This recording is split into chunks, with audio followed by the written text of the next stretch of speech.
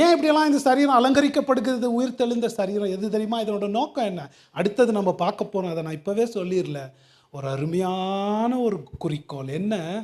நாம் தேவனை முகமுகமாய் தரிசித்து அவருக்கு முன்பதாக நில்லுவதற்கு. இதான் பியூட்டிஃபிக் விஷன்ஸ்ன்னுவாங்க பியூரிட்டன்ஸ். இந்த சரீரத்தோடு ஏன் இந்த மாதிரி சரீரம் எனக்கு கொடுக்கப்படுது? இதுவரைக்கும் ஒரு மனுஷனும் தேவனை தரிசித்ததில்லை, கண்டதில்லை.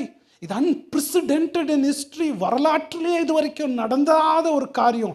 இப்போ எனக்கு கிடைச்ச உயிர்த்தெழுதலுடைய சூப்பர் பவர் எனக்கு என்ன செய்யும்? கடவுளை முகமுகமாக தரிசித்தாலும் நான் தரிசிக்க முடியும். இந்த சரீரத்தோடு பரலோகத்தில் நான் குடியிருக்க முடியும். அந்த பியூட்டிஃபிக் விஷனை நான் காண முடியும். இதை தாங்க முடியும். இது நடக்கலைங்க.